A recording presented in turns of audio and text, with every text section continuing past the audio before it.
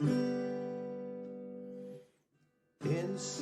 Thursday night, how's it going? Alright, strip back, good crack, multi-trade podcast. Share the knowledge you know, help to make our sector grow. Everybody's learning from experts and the journeymen.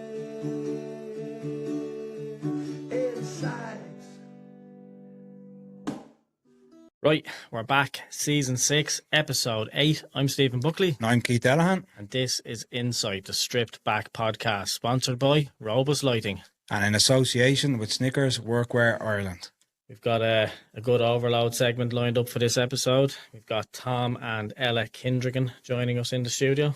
Yeah, should be an interesting one. We've never had this kind of family dynamic before. So we've got the father and daughter duo working together on site for KDL Retail Interiors. So it should be a really interesting one to talk to the two of them. Yeah, like we said, we have an open door policy for all different trades and backgrounds. So talking to Tom on Instagram and seeing the kind of work that Ella's doing as well, it's great to be able to get in and, you know, add another couple of names to the list of tradies that we've had through the door.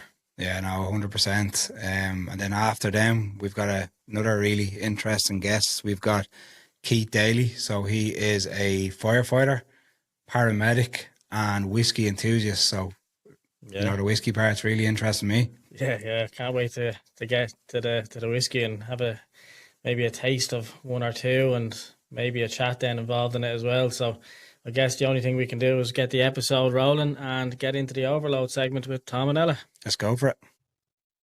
This podcast is sponsored by Robust Lighting, the world's leading LED lighting company. Jump over and download the My Robust app, see the full range and catalogue, and make the next order with ease. Tom, Ella, thanks for joining myself and Keith in the studio. Really delighted to have you in. Delighted to be here. It's going to be an interesting experience. So hopefully you can keep up with the rest of them now and don't let the side down. Did we tell you that Gary O'Neill didn't hurt his back box last week? No, you didn't say no. Gary, what's going on, Gary? You'll never let that go. I'm never going to let it go, Gary. I may check the house now, Gary. Ella, no whiskey for yourself? No, I'm all good, thanks. Game in the morning, is it? She's working, is she, or not? No, I'm working. Yeah, never stop working. Yeah. Well, either way, Yeah. cheers, guys. Launch it. Launch it. We'll have a good one, and hopefully no secrets too bad will be told during this interview. Yeah.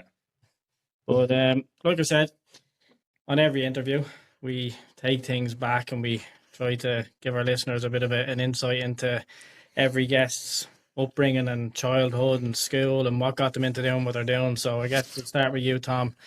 If you'd like to let us know and let our listeners know where you grew up and what you're all about. Yeah, so I grew up in Kildare town. My father and my uncle were builders. So that's where I kind of got into the game, as I say. What else can I say about my youth? Played rugby for school and for club. It wasn't ballet anyway, but look of them. What's that? No, It wasn't ballet. yeah. Would you like to come up against it? Your father would have had you out on site like you're young. Yeah, so from a very young age, I suppose I'd be always going with him summer times and be moving blocks and bricks, and you'd think he'd be working, but you'd be kind of just messing around, you know. But yeah, that kind of got me into construction, and like from there, I kind of, you know, went to secondary school. I ended up going to college, believe it or not, for a year doing construction management, and I failed the German part. The German The part. Germans. I failed the German part, and I look, I wasn't able to manage the languages, and I was hopeless at the German, and I didn't go back. So I went into the trade then, and you know, was it 20-something years, and here I am now. Managing. Still can't figure out the German. But, They usually have it in English as well, though, don't they? I'm always reading the instructions in German. It's like, that's where I'm going wrong. That was probably a mistake. You probably should have went to college in Dublin or something. Yeah, I went to Waterford. Was it the family that pushed you? Munich. Was it the family that pushed you into doing the academic side of it? To be honest with you, my dad didn't want me in construction. He kept pushing me towards college, pushed me towards anything bar construction. I think from him, for his experience, he was in construction, the 70s and 80s, 90s, especially in the 80s when there was a recession on. Yeah. Things were really tough. Yeah. He had a tough going in terms of keeping the family going and all that kind of crack. Yeah. So I think he looked at the older part of construction and went, it's not really where I want my kids to go. But I think, like, as we all know, Ireland has changed massively since then. Like, there's great careers now to be had in construction, in all aspects of it. And you can specialise now in nearly anything and do well. You could specialise in anything, and once you're specialised and you do the job really well, you can actually make a few bob, and you could have a good living, have a good career. But yeah, I suppose from a younger age I was pushed towards academic, but I think construction is in my blood, and it just kept pulling me back in, and I wasn't getting out. Were you a good chap in school? Academic wise, I think I was average. I'm not going to say I was great or anything. I think I was average. I liked the technical drawing. I was okay at that. In secondary school, we had construction studies. I was good at that. Maths, English, that was kind of just average. I suppose, like, when I was into secondary school, rugby was a big part of. I went to a rugby school, and of course, rugby was a big part of it. And if you're playing rugby and you're on the team, You're missing class. You didn't have to do your homework, and that's probably what went against me, But do you think there's something missing there within the jigsaw when it comes to the likes of construction management, what you mentioned in college, and you see the likes of yourself, like, who's grafted on site for years, like, and got stuck in and learned off your father, and learned from other people around you, that it should be more maybe in line with actual on-the-job work as well, not just the academic end of it, that there needs to be a look at how they actually teach it. Yeah, I think the whole language thing in for the degree was, a bit of a stumbling block for anybody straight off block. the bat, like, yeah. I think so, and like, I think it should have been an option. Yeah. But look, it is what it is. I think maybe things have changed since then. I know there's other careers, other paths you can go down. You can go and do PLCs and work your way up.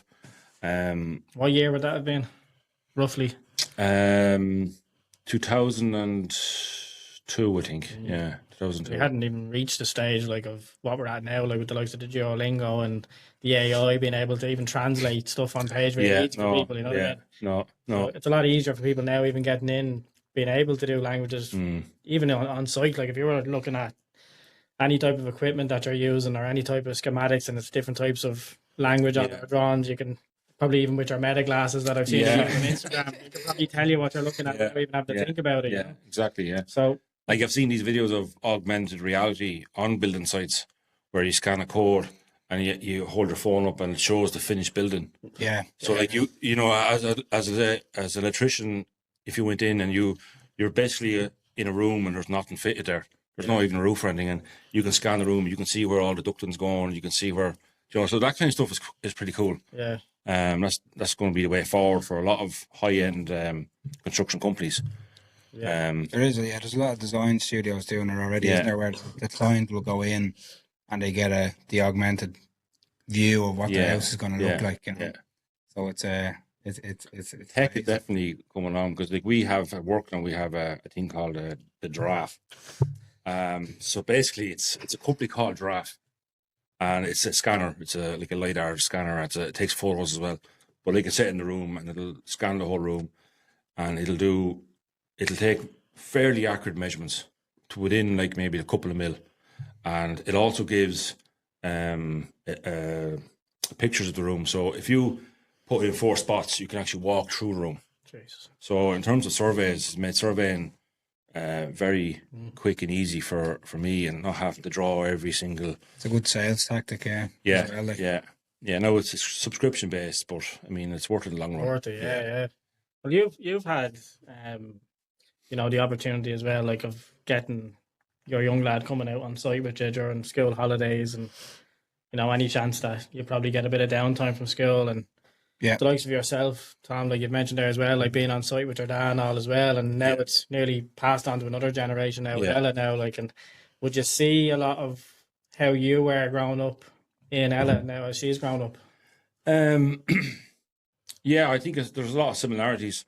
You know, I was always had a love for construction and working with my hands, and I'd be always messing around in the shed at home, and that kind of thing. And I think Ella's the same. You know, she's good with her hands. She's keen. She's a hard worker. She's like, she'll work as long as I'm working on site. She'll stay there. If I'm there till 2 or 3 o'clock in the morning, Ella's there right beside me. Hope you're listening, Callum. But like, sometimes, you know, I'd forget to stop for lunch, and you know, some of the young lads we've had before now would look at me with these eyes going, when are you stopping for lunch? Whereas Ella wouldn't. Ella would still going. I'd have to say to her, "Oh, did you eat food, or do you want to stop?" It's a great dad. Yeah, very responsible. But would you have looked at your dad and sort of had that early decision then, thinking I want to go down that route, like, or is it just something that you've fallen into now with time? No, I think I definitely looked at, like, I used to always, when I was younger, go with him on sites when I was like 7, and I thought it was the coolest thing ever at that age, obviously. And like, always looked up to my dad anyway. So going into it then, I just really end up liking it, and I always prefer doing something with my hands, always before school, even primary school.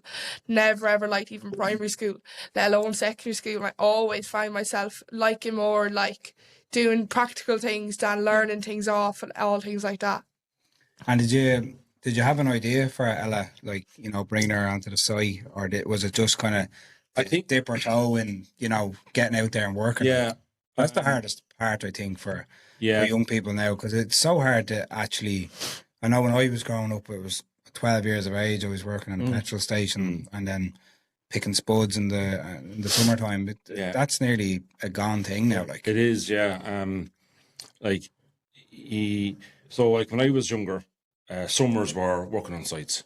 You were on site driving dumper, you were moving blocks, you were pouring concrete, things like that. You know, that's what summers were for. Yeah, and builders, I suppose, probably relied on some young lads from schools to go and work for summers. Yeah.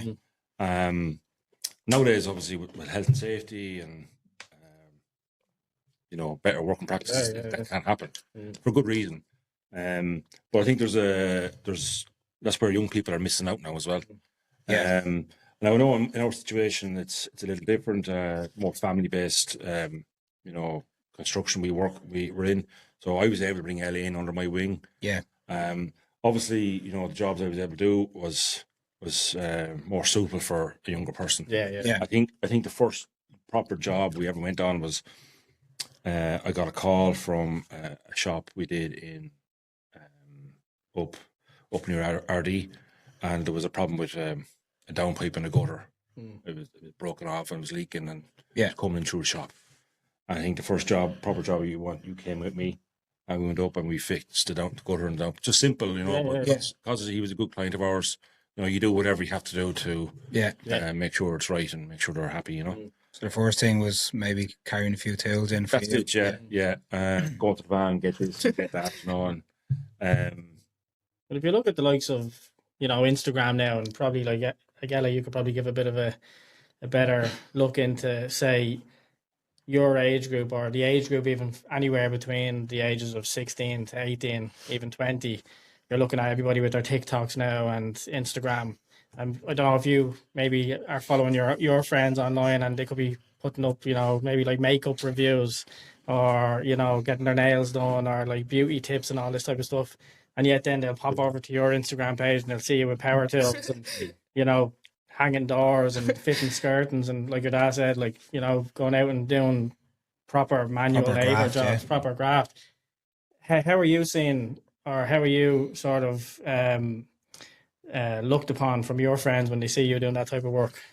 Oh, they all think it's so like cool and like so they look at it really well. Like it's such an achievement that I'm especially that I'm a girl doing it at such a young age as well. Like I started when I was 14, and like when I was 14, I was proper like working all through the summers, and any time I had a break from school, I think all my friends really like just look at that and it's inspired by it because it's not often seen someone so young working as well, and especially nowadays it's not easy to get work young at all. Yeah. A lot of people I know struggle to get jobs even now at 18 and all. So I do think they really are inspired by it and really look up to it. Think it's cool. Think it's really different that especially that I'm a girl doing it as well.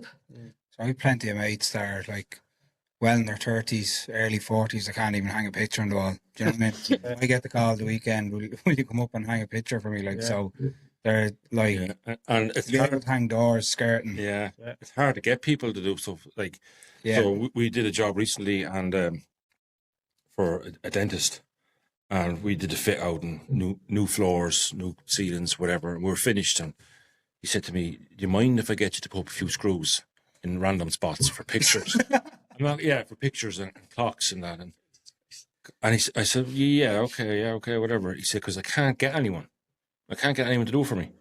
You know, now maybe he doesn't know anybody, or maybe he doesn't look for it, but €50 a screw, is it? so like we were Just about to say, what's the hourly rate?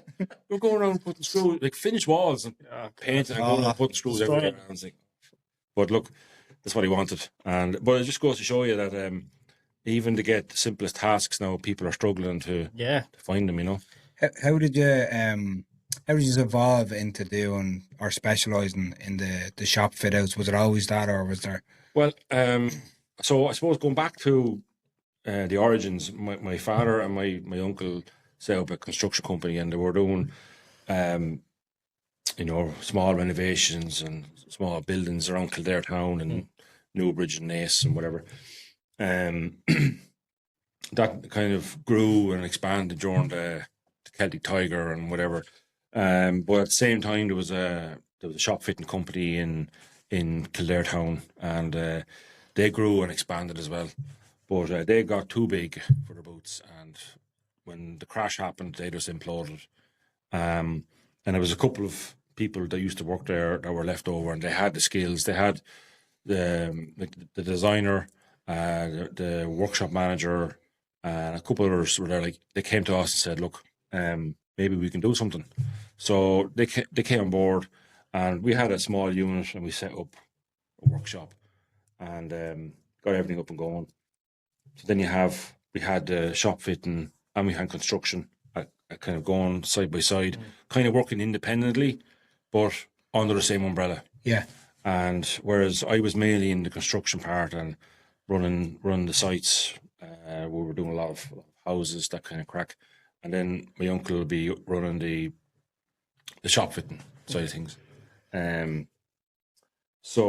But as time went on, the last couple of years, construction kind of became more challenging for contractors. Yeah. It's a very high risk and low reward. You're carrying a lot of risk for big jobs, and it just wasn't worth it. And we looked at the figures and we're like, we're not actually making any money. We're not actually going anywhere. So we kind of started cutting down and concentrating on shop fitting. Then I kind of slowly made transition over. I'll be honest, my draw would be for construction based. You know, a lot of high end houses we were doing. I really enjoyed doing those. There was a lot of complexity. There was a lot of different trades, a lot of different materials. So that's what I really prefer doing. But do you enjoy the teamwork aspect of it? Oh, of course, yeah. Like, teamwork was great. Like, and we had some fantastic tradesmen working with us over the years. Like, some guys, you know, the skill level is unbelievable. Even down to the plasterers and the block layers. But like, just there was a core of guys we had that were just old school, hard tradesmen and just knew their stuff. Yeah. And you know, I think we had a right mix of guys, just that we probably, I don't know, we just couldn't justify. Yeah. I think as well, you know, I often had a conversation with a window fitter that was doing our job, and he was doing a fitting windows in another construction site down the road with a rival construction company. And I said to him, "How are you getting on with them boys?" And he said, "Well, to be honest, he says their place is shit. You know, the house is falling apart. Everything's just thrown together, and it's all covered up with plaster at the end of it and painted, and it all looks the same." And that's the problem we faced. Yeah. We were doing every single bit to get the detail right, going above and beyond on all the little bits, all aspects of it, and that's what costs money. Competing against guys who were just throwing it together. So it wasn't working for us. There's a lot of time lost in the pricing aspect of it as well, isn't there? Like, absolutely, yeah. I was going to mention that, like, as I suppose the building trade has evolved, new methods have come in, and most new methods will cost more money. It's getting harder and harder to price. Even we see it even like on a minimal scale with the electrics. You know what I mean? The likes of the cable change, the price of copper and stuff like that. But like that's only one part of running a construction site. That's the electrical side. And you've got copper for the plumbers or wherever they're looking to use, and then plasterboard, insulation board, windows. I can only imagine. Like, you have the airtight coming in. Well, that's coming in a couple of years ago, but you have like so that you have. There's new materials coming on board as well. You can't just buy one material; you have to buy it as a system as well. And the price fluctuating by the day nearly now, isn't it? Would you have Ella getting involved with the likes of purchasing and stuff like that in regards to costing on items? Would that be something that you think is important to have somebody up and coming getting involved with? Yeah, it's definitely important to keep an eye on the cost of things and pricing. You have to get it right. We have a guy in the office, and he nearly makes his wages on pricing materials. You know, by saving what he saves on materials, he makes up for him being there. It's important for not just yourself, like over the years working, like, and anybody coming up underneath you, like the likes of Ella working behind you, knowing the cost of a mistake as well. You know what I mean, when you're on the job. Like the cost of doing something. So, the cost of doing a bad job or skipping a process or using subpar materials will catch you out in the long run. And it's important there to make sure you do the right procedures and using the right materials at the right time. It's also important to use the right trades guys. You don't want to be getting in the cheapest block layer or the cheapest plasterer, or because you want to make sure it's right. Because those guys can make mistakes, and the problem is if a subbie makes a mistake on the site, they can just leave. You're stuck with the mistake. What's that relationship like as a family member working together, Ella? Like working with your father, is there more pressure on site, like working with your father? We were going to ask you what your upbringing was like, but it would have been a bit awkward for them. With him sitting there. They will skip that bit. Go straight to work. What's it like working with your father? Oh, I absolutely love it. I couldn't, like, I love it. Like, we just get on so well. Like, we always get on well on the van on the way up. Like, David, kind of my favourite times, like, on the van on the way up. I find it least pressure because I find that, like, least, I'd find it, I'm more able to talk to him, ask him how to do it, rather than going with someone I wouldn't have known. I'd feel like I'd be under more pressure to do it right and know it already. As when I could just go up to my dad, because of my dad at the end of the day, and I could just ask him how to do, and I wouldn't mind asking once or twice. For other people, I feel like I forgot what he said, I'll just guess to do it. But no, I love it so much working with my dad. You get that moment of going down to about 15 kilometres an hour and the finger pointing out and saying, I done that house. I get that so much on the motorway every time we get onto it.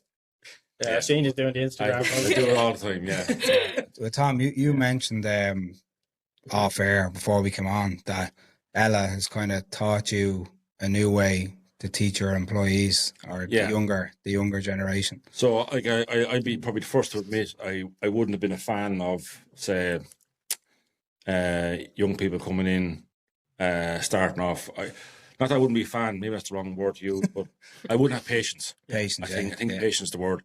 That I think. So like going back to the construction days and the houses, I was actually one of the youngest on sites through the whole time. And I was running the sites and nearly one of the youngest. Whereas all the tradesmen are all kind of older generation, good guys. So they knew their shit already. I didn't have to tell them what to do. I just had to make sure all the ducks were lined up and everything was going okay. So when there's new guys coming in, I just seem to have no patience for them. And I think it's just because I expected them to know. Some guys are coming in. Say you were a bully, is that what you're trying to say? Old school, I think. Old school. Yeah, no, I don't think I was a bully, but Johnny, me and him might correct me on that. Yeah, but I think having Ella working with me has definitely taught me or reprogrammed my brain to think that, okay, I need to look at it from someone else's point of view and actually sit back and show them how to do a job and teach them how to do a job. So yeah, I'm learning as well, still learning. You know, all I think. Yeah. I mean, you were telling me like it just rang true with me as well. Like it's like I had my son Callum in. We were talking about that as well, but it does reset it and just brings you back, strips it back, to just saying, look, these are fresh eyes. They haven't done any of this before, and you're gonna get that more and more with even people in 18, 19 because they don't never touch a tool till they leave school. Yeah, and the thing is as well, I have to be patient with them because they can't learn everything in one go. It might take you 3 or 4 times to show someone how to use a chop saw safely and accurately. Unfortunately, in the shop fitting side of things, there's not a lot of spare time. There's not a lot of room for the retail's quick turnaround, isn't it? Like a weekend job, there's no room for apprentices, and that's the unfortunate part of our job at the minute, so I have to take it as it comes. 100%. You're doing your leaving cert at the moment.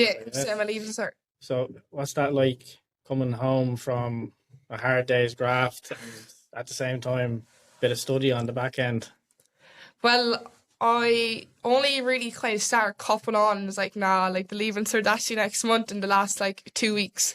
And before that, I was like, I was so sad. I'm leaving school. I'm going to just work the rest of my life, especially after 4th year, because the whole of TY, I just worked with my dad and KDL, the whole of TY. I probably went in 3 days, the whole year. Yeah. Got to go.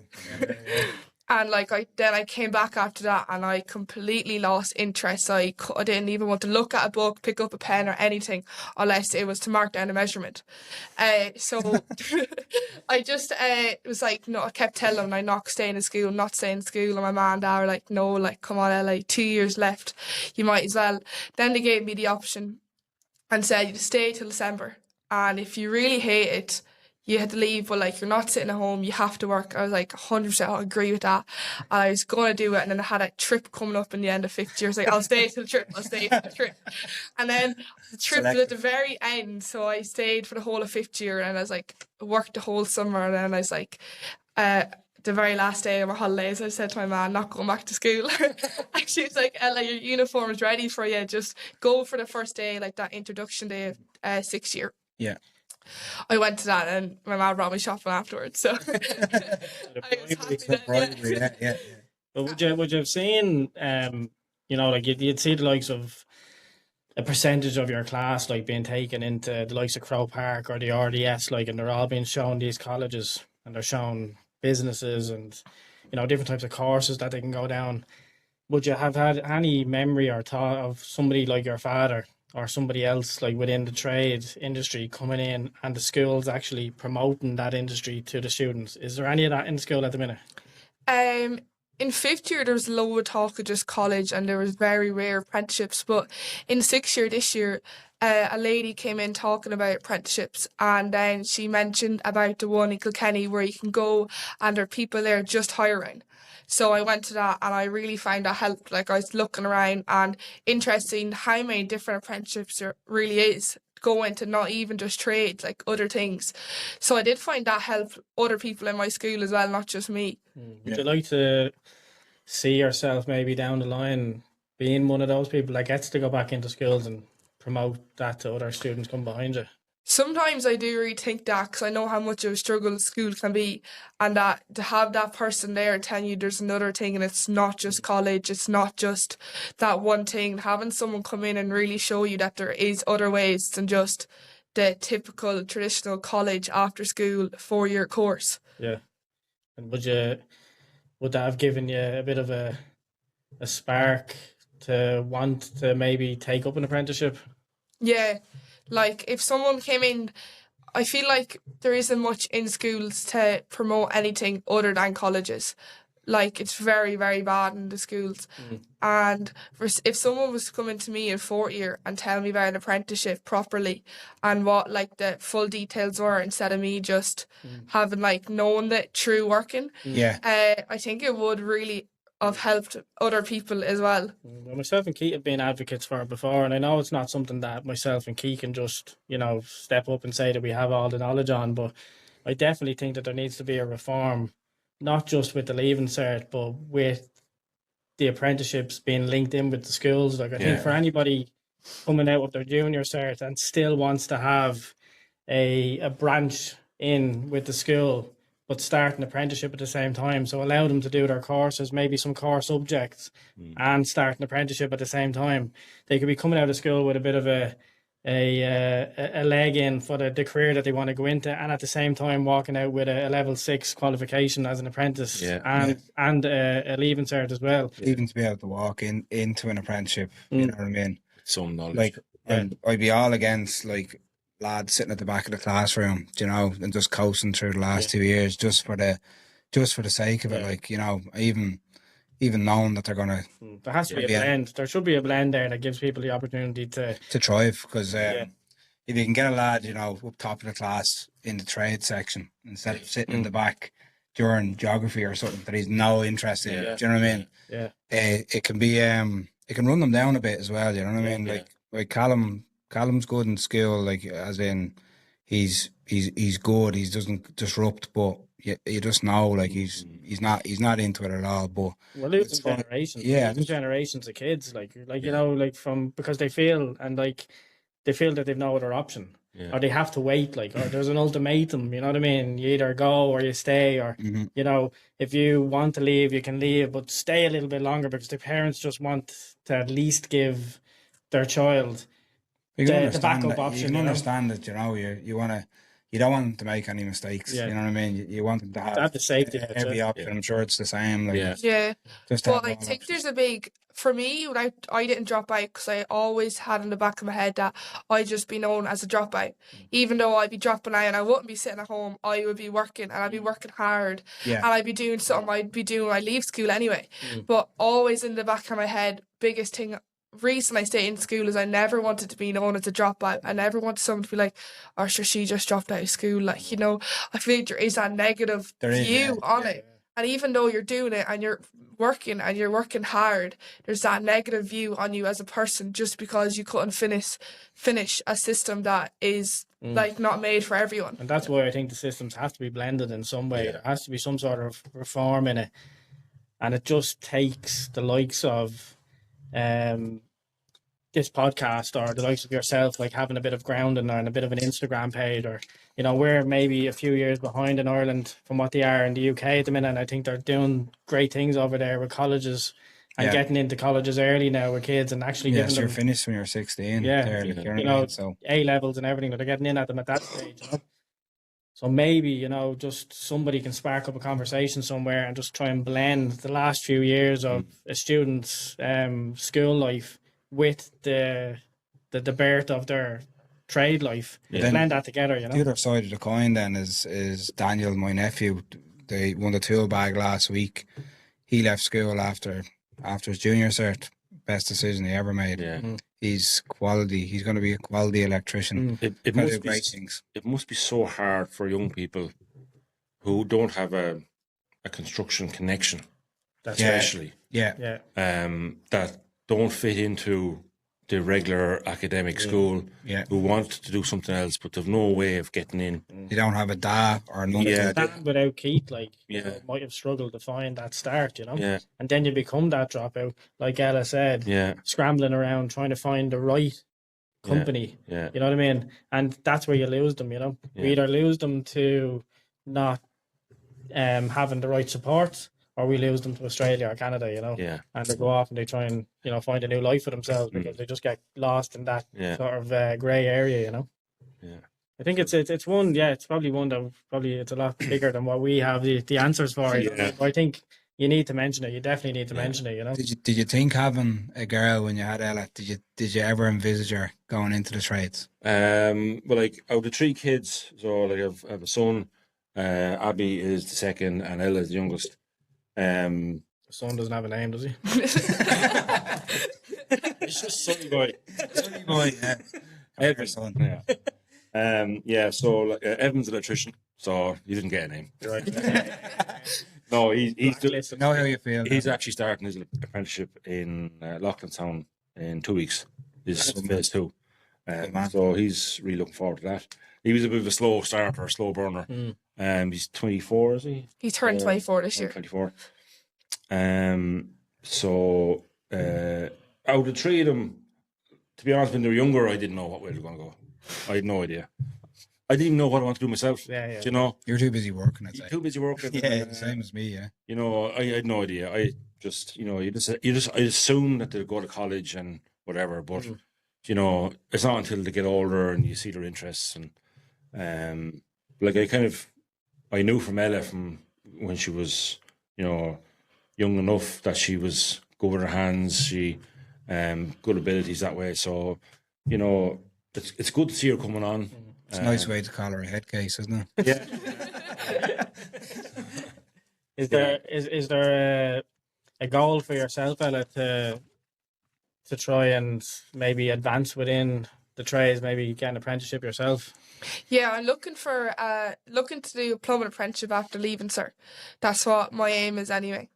Is the contacts there for that to try and get her in somewhere, do you think?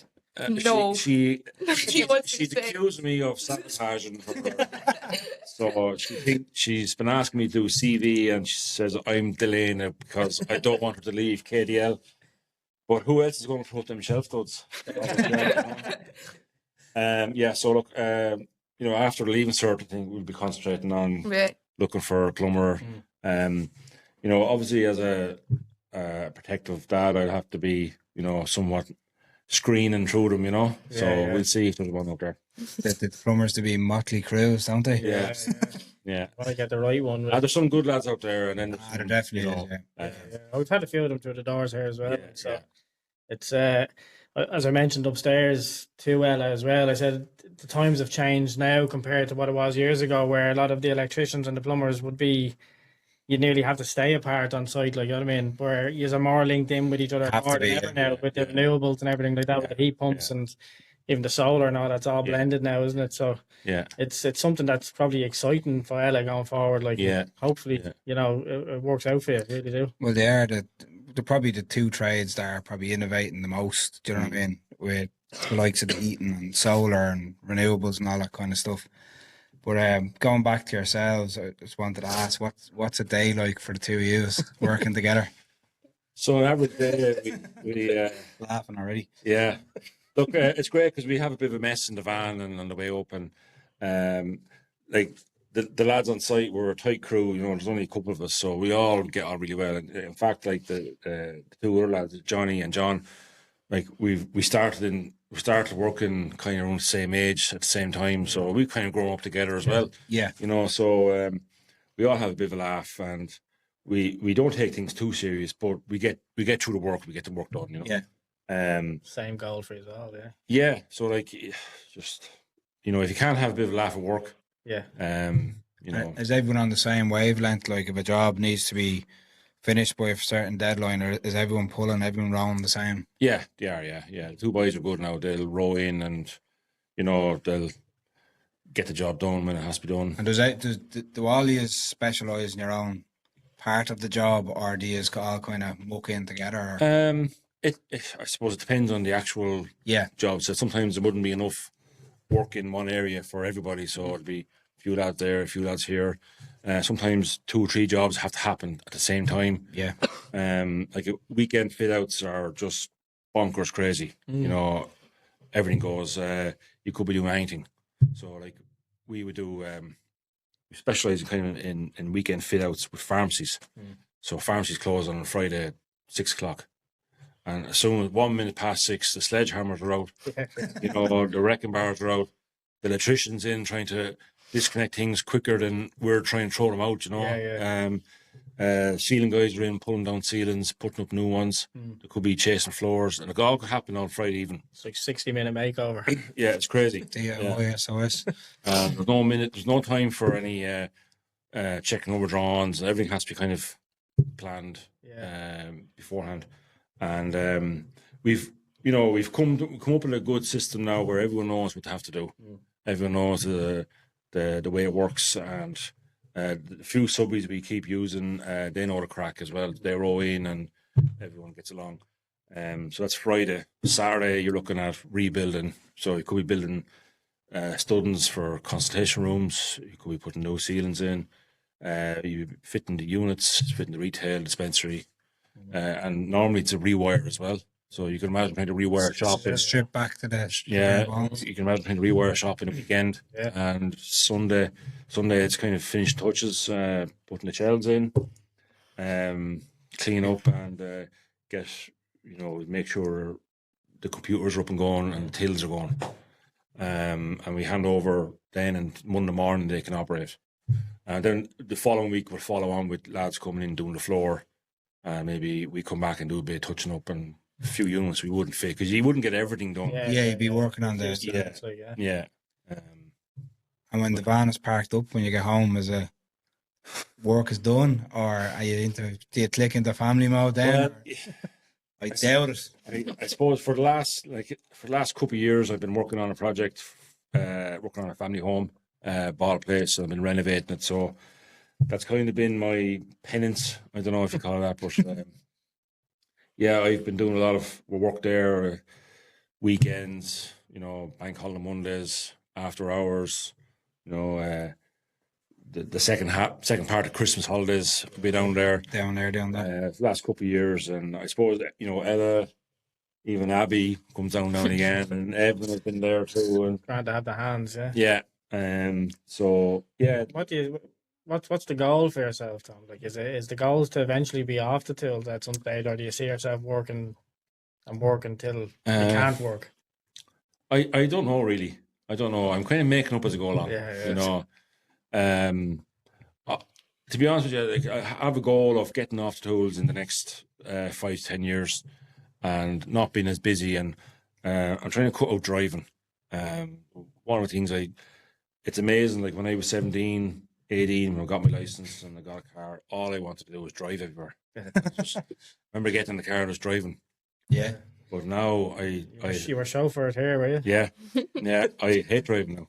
And I think it's a consequence of the job at the minute. I could be driving 3-4 hours one direction just to do a survey or to meet someone, and then 3-4 hours back. Product of your own success. Yeah. Ella says she loves being in the van with you. That's because she gets paid by the hour.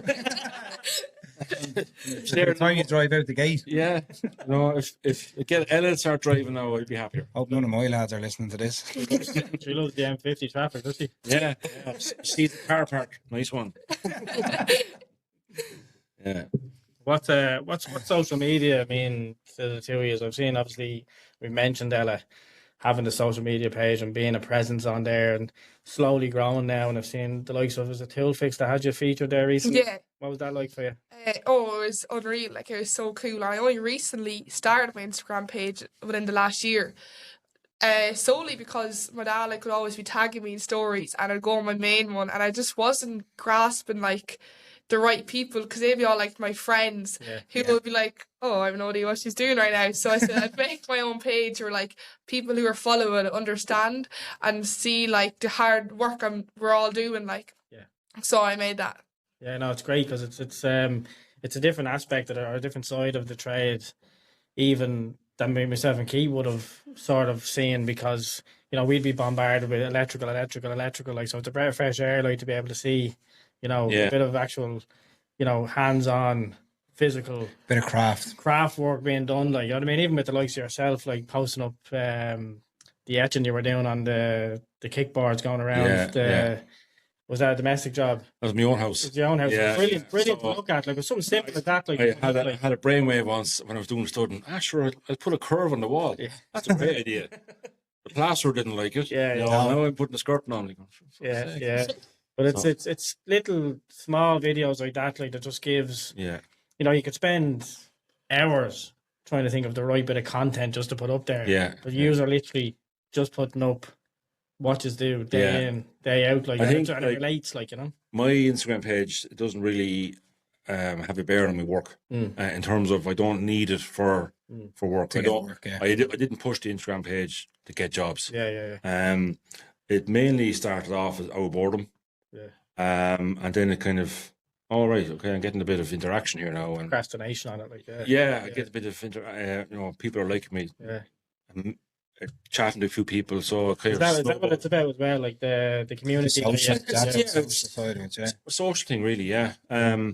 Like, I'll be honest, I've probably made more friends on Instagram than I did in real life, and I don't know whether that's because I'm actually meeting people who have the same interest.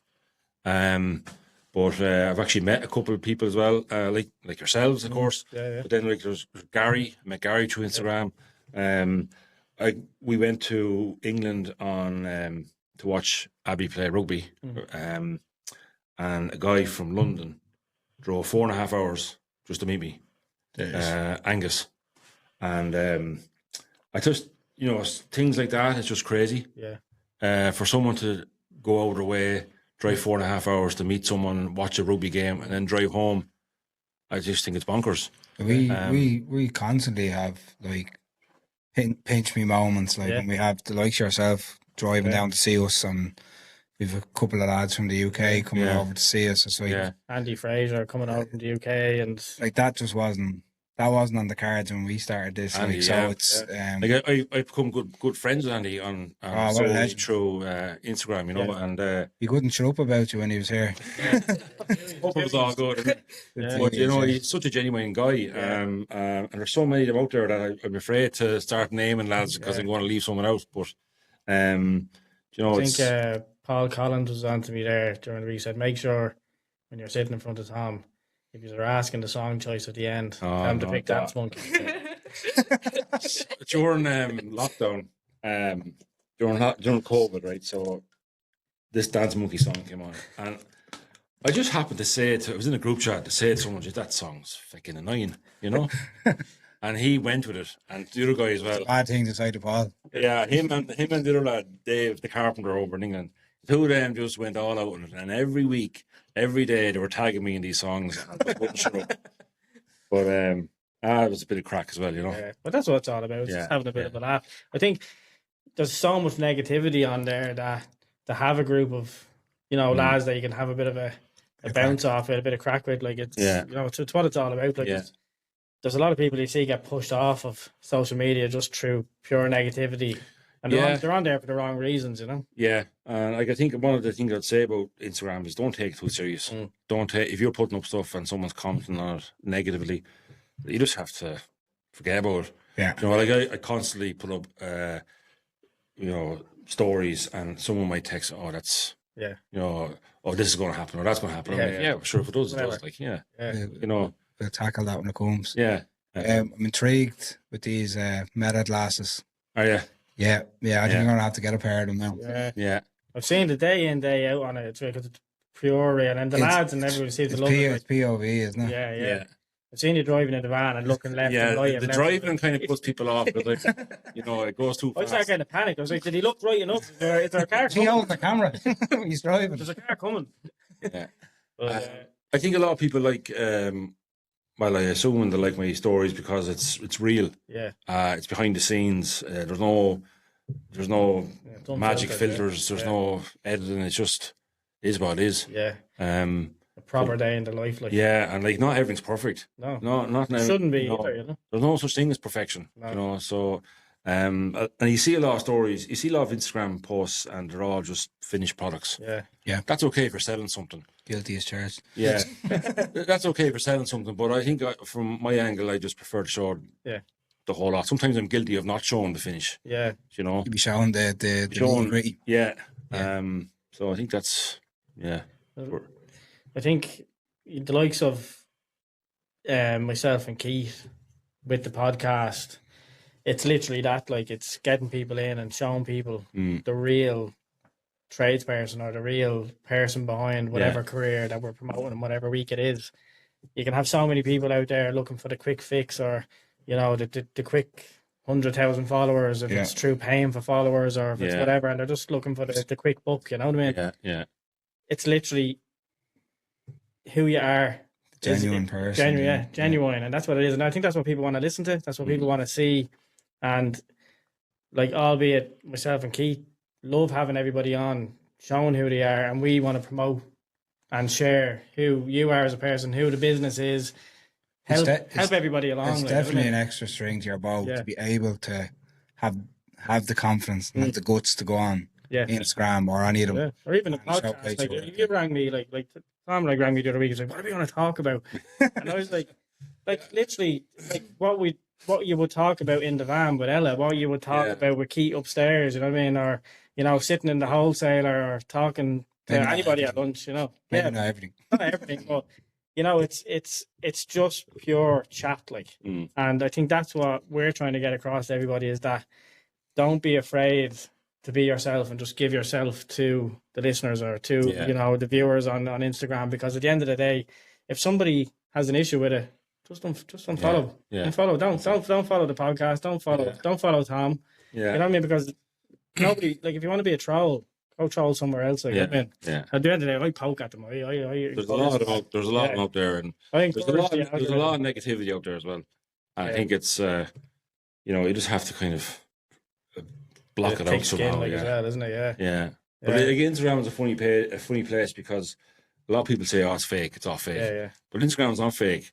No. In terms of the picture is actually real. Yeah. So you put a picture of a finished board. That's real. What you you put a picture of beforehand. That's real. Yeah. But the fake part is what people perceive in their mind happened in between. Yeah. Obviously, it's the sweating and cutting that cable short and fucking having a panic attack, like, the joint block. Yeah. or people see you driving a new van, and think, "Oh, that guy's making it." But could be all in finance. You know, it's the false part. The false part of social media is the perception. Of what people make up in their mind. Well, what's going on? Don't want the TikTok. No. Stay off. That's where the mad the mad comments come in. But Keith mentioned there, obviously, having people on, and having the honor of having people on, and I think, like, it is something for us, like, an honor to have the likes of yourselves in and sharing your stories. It's so really appreciate it's great, yeah. So. What's the tough questions that we asked at the end? Toughest question.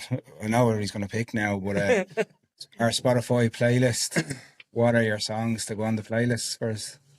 I really struggle to pick a song, because you have to sing one then. No, I'm not going to sing anything. Are you playing music on sites?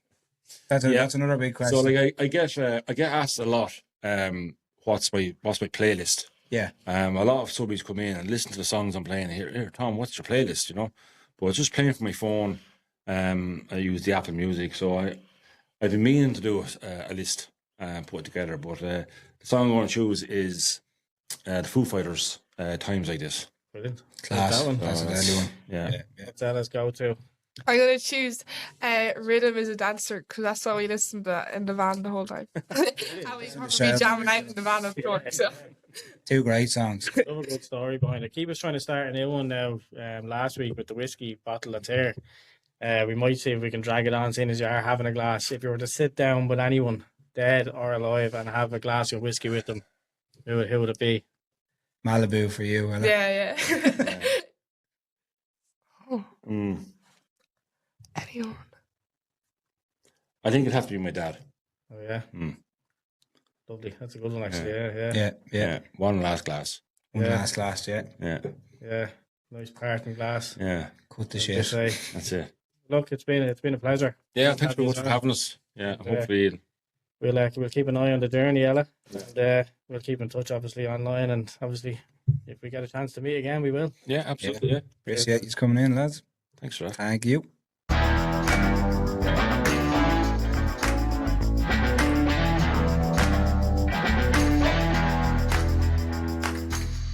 Right, I don't know about you, but another good overload segment in the bag. Another good trade chat as well.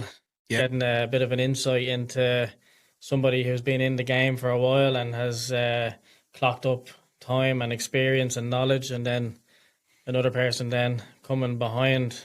That's the next generation. So you're getting it from both sides, really, you know? Yeah, no, I thought it was brilliant. As we mentioned in the podcast, you know, Tom is having to learn new ways of teaching the next generation coming through, and it's refreshing to hear him as a business owner going through that and kind of showing both sides of the coin. And yeah, no, really enjoyed the interview. And like, look to the first guest that we've had on that's brought us donuts as well. So it's always a nice little touch, isn't it? Yeah, cheers for that, guys. And I guess with the donuts and everything else, we're sugared up now, and we might need to wash it down with a bit of whiskey. So I guess we'll move on to the special guest interview segment now with Keith Daly and see if we can have an old tipple and a bit of a chat. I'll second that, Steve. Let's go for it. This episode is coming to you in association with Snickers Workwear Ireland. So jump on to snickersworkwear.ie, see what they have on offer, and find your local stockist. Keith, thanks for joining myself and Keith on the podcast. Bit of a different one, but we're delighted to have you in. Yeah, it's good to be here, lads. Thanks very much. Great to have you in, Keith. Met you before loads of times anyway. A few times over the years, growing up in Balbriggan. Yeah. I think the first time I actually properly met you was in school. You were a PE teacher, wasn't it? Or yeah, so when I went to college, I was doing like a sports sports course, which is kind of setting up for be a PE teacher. Yeah. And I was on placement there. Yeah. That's the school I went to, so... Yeah. Ran the bollocks over. Yeah, the beep test, yeah, I remember it well. Yeah. Pat Halpin looked after me there, so but while I was in there, I got recruited into the Guards. So yeah. You left us then. Yeah. I didn't want to be a teacher anyway. Shout out to the tech in Balbriggan. Yeah. The bleep test. What are you talking about that? Roscoe. He wasn't doing the bleep test, was he? But you've got a couple of whiskies on the table here. Yeah. You've poured a couple for myself and Keith. What one are we drinking here first? So the first one here, this is a really small company out in Galway in Salt Hill.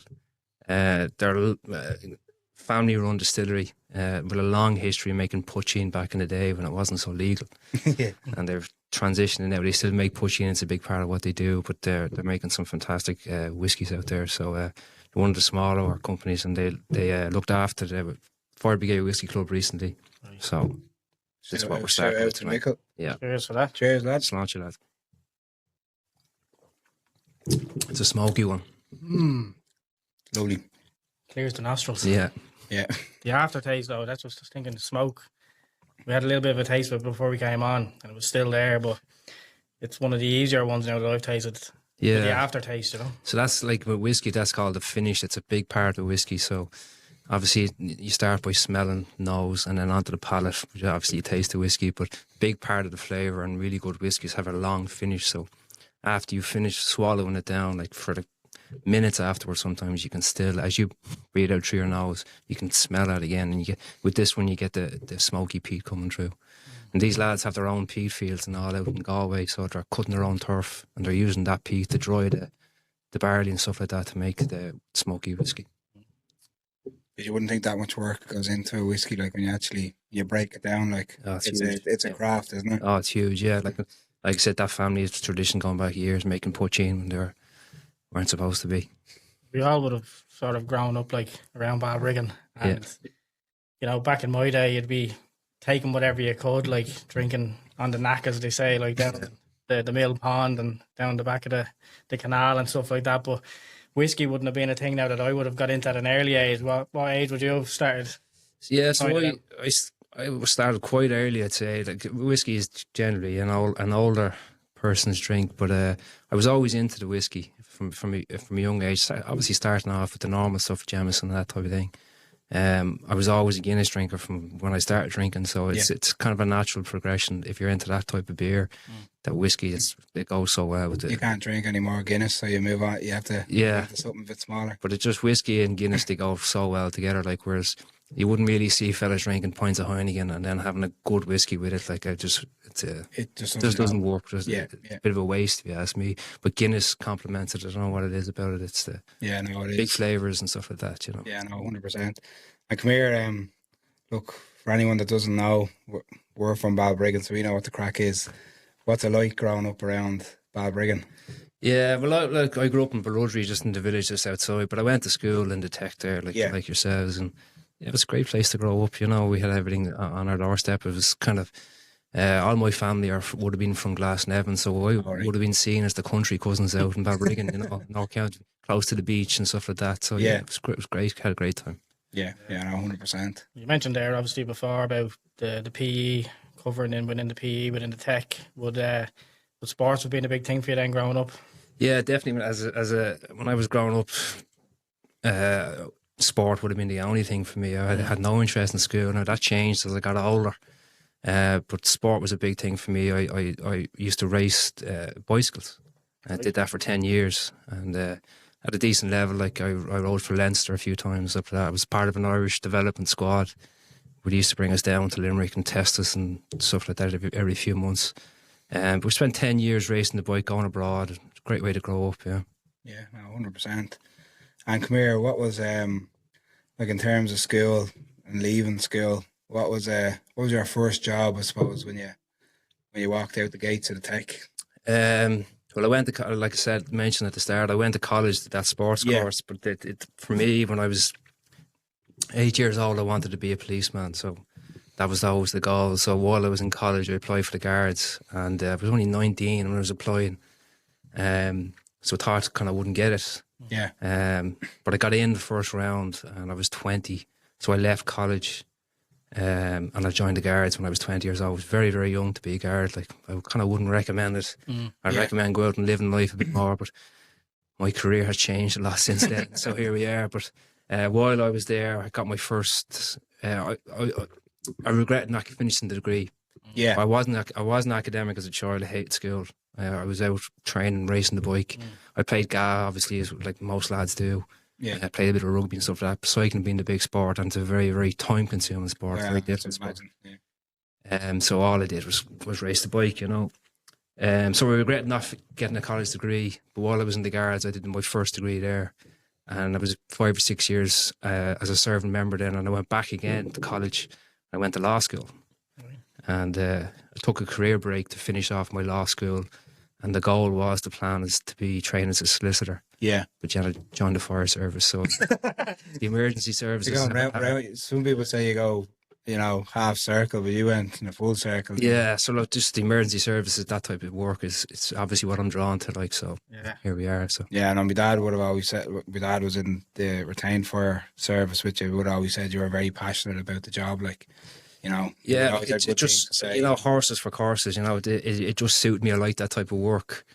I loved my time in the retained, so that was my introduction to fire. Like, growing up, I wanted to be cop. I wanted to be in the guards, and I did that. I was 10 years in the guards before I left. Yeah, took a career break, and while I was on that career break, I finished law school. While I was on that career break, the opportunity came up to join the retained, and one of my best mates, Kieran, he's in the retained there. He's there a long time. Yeah. And he was saying, definitely go for it. And I got in and I absolutely loved it. Yeah. And then I was there for 7 years, and the opportunity to go into the full-time job then, which meant leaving Balbriggan and having to basically retrain again as a firefighter and a paramedic.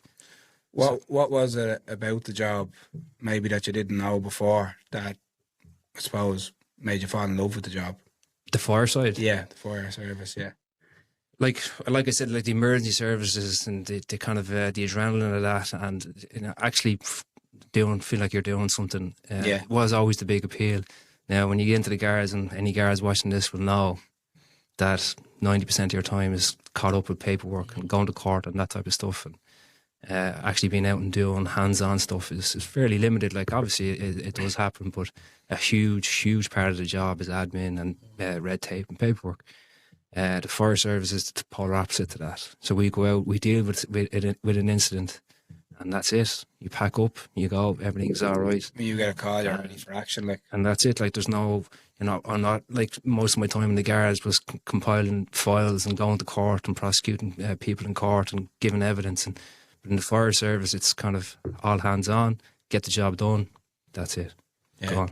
Very little follow up on it. Like, sometimes you get called into court and stuff like that, but it's rare.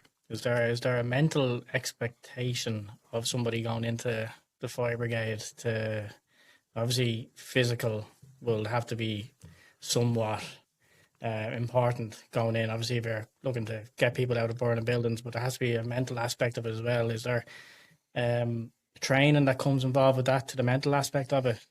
Yeah, the training in the fire on the fire side is it's very regimental. It's almost military style. So it's basically all about discipline. I was saying to Keith there before that I think the fire service, being a firefighter, is very like a trade, as in that you learn the vast majority of what you need to know on the job. But to prepare you for that, you go through the OBI and you do the full fire course there. And it's all about discipline. So it's very militaristic, like inspecting your uniforms, marching out in unison and all that type of stuff. Then they teach you how to do the really technical stuff, like the BA wearing the breathing apparatus sets and going into burning buildings, like while you're training, intense heat and stuff like that. So it's the discipline of the course, and it's like respecting officers and that type of stuff. Just prepares you for what you have to do when you go out. Did you do that famous test my dad would have told me about, the height, the extended ladder and falling backwards test? Did you do that one? No, I don't think I did that. I think maybe he done it before you, where you have to climb up to the top of the... Yeah, we had to do that, right? And then you have to fall backwards and be able to read a sign upside down. Yeah, right? There is exaggerating. There is a height test. What we had to, you climb up to the top of a 13.5 meter ladder, and you look down and you have to read a placard. That's basically what we did. Yeah, I think what he had to do was like a leg lock. Now, he could have been just winding me up. Yeah. A leg lock, it could be suspended or something like that. Yeah, well, you have to lean back. I think it's just a test that you're not going to freak out at the top of a ladder. You know, that'll test it anyway. If you're on a call, say during a shift, it's a big call. You would obviously get adrenaline running. You need adrenaline, obviously, to get through a job like that. Yeah. To come down from that type of a job, how do you regulate yourself coming off a job like with that type of adrenaline? Yeah, look, it's it's not something that you can be kind of given advice on. It's again, horses for courses. Some lads are just really good at that and compartmentalising something. So you see something extreme or you do something extreme, I can generally go back to the station and watch and watch TV with the lads and whatever. We have a good crew. I'm out in Finglas, in Sea Watch in Finglas. Good crew of young lads out there. So yeah, there's like, now obviously we see some intense things, like, anything with a child, whatever, if you get a child that unfortunately passes away, the job is quite good at dealing with your crew will generally be quite good at dealing with that. And that kind of informal discussion about something like that, for me, is what works. There are counsellors and stuff like that that we can avail of. Yeah. And some lads do that, and more power to them, right? Because there are things that I've done and seen that stay with me that I can recall, with exact detail. Yeah. But I don't have any problem sleeping, and it doesn't weigh on me too much, Yeah, at the end of the day, you are out there and you're trying to do your best, to help everyone. Basically. Yeah, well, that's it. Like, as long as you do what you're supposed to do, and if it doesn't go your way, you can live with that, Yeah. Obviously, everyone makes mistakes, but there's generally, like, we'll always have an officer with us very experienced like that. So the big decisions that need to be made are kind of made above kind of my pay, my pay grade, and we're just there to do the job. Yeah. But yeah, like the officers will generally trust the crew and let them do what they do, and you take leave from the senior men on a scene, Yeah, and then like even within the fire service, like you venture into the paramedic side of it as well, which some people don't know about. Yeah. So would you do much of the paramedic side of it? Yeah. So Dublin would be the only county in the country that has an EMS-based fire service, which basically we run the ambulances for Dublin Fire Brigade. Other counties will just have fire, and then they'll have the National Ambulance Service. But in Dublin, you're a firefighter and paramedic, which is, I can't see why every county doesn't do it, because a huge part of what we do is the medical side. Not only when you're on the ambulance, obviously you're dealing with medical stuff all for the whole shift. But even when you're on the truck, I'd say at least 50-60% of what we get turned out to are medical calls as well. Yeah. So if we get a cardiac arrest, they'll send a truck, not just an ambulance. And obviously the benefit of having every firefighter in Dublin be a paramedic, you have a truck with 5 or 6 paramedics arriving at the scene, not just not waiting on. We all know how busy ambulances are. Yeah. You can be waiting for ambulances. Yeah. Now obviously serious incidents get the first ambulance available, but generally the truck will be there because there's a station nearby. Yeah, 100%. So a huge amount of what we do.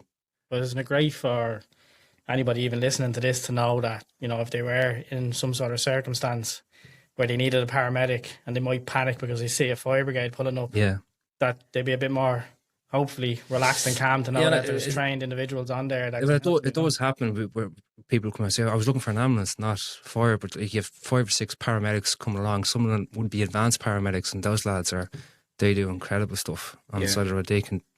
They're serious operators, like, and a lot of watches will generally have one advanced paramedic.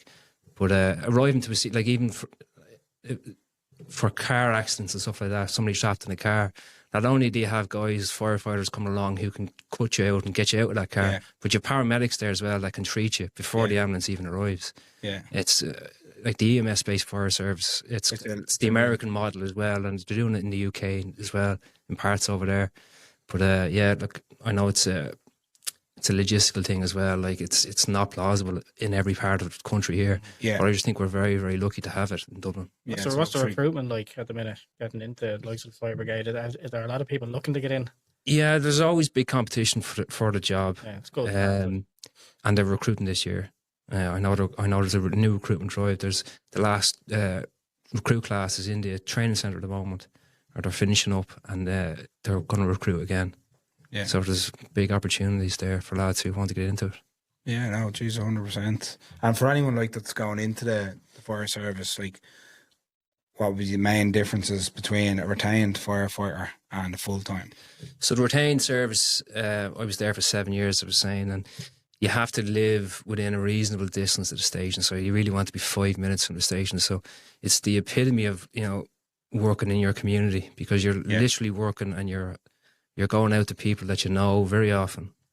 You live in the community, people know you. And with the retained, you wear a pager. Old 80s technology. You wear a pager, and when there's a call, the pager goes off, and wherever you're doing or whatever you're doing or where you are, you drop and you drive to the station, and the first 6 lads jump up and they go out on the call. Now, obviously, in the full-time service, we go to work. And so when the bells go off in work, you just jump on. Like Fireman Sam. Exactly. Slide down the pole, throw on your turnout gear, and off you go. But the retain, it's you're very, very much working in your own community. Like the amount of time I responded to people I knew, grew up with, went to school with, it's crazy. It makes the job a little bit harder sometimes. Obviously when we're not there for the crack either. Like we're there because something's gone wrong. Yeah. Whereas in the full time service, you're generally away from where. Do you find that easier? It's definitely easier. Yeah. But there's no doubt about that. Like arriving to someone and sometimes people you're arriving to, they mightn't want you there because they. Yeah, exactly. Yeah. And small town syndrome and everything. Yeah, I get you. But generally, people are very happy to see us coming. And if they need us, they don't care who comes as long as you come. It must be tough though. I'm only saying it because I know, but it must be tough. You could be lying in bed, I don't know, 3-4 in the morning, and that pager can go off. And you have to be ready to go. Like that's definitely something that's harder about being in the retained than the full time. Like you get into your own bed at night, and 3 o'clock in the morning it goes off, and you don't know what planet you're on. You just get up. You also don't know what you're going to. You just jump up, get dressed, and you drive to the station. Whereas when you go to work on shift, you're expecting it to go off. You're there. That's what you're there to do. But you could be. Very often I'd be shopping in Tesco with a full basket, pushing it down, it would go off, and I'd just leave it there. I'd say the security lads hate me. And if you don't make it to the station, does somebody have to man the station? If they don't make it in time to get on the truck, does somebody have to stay behind? So generally an officer would be there.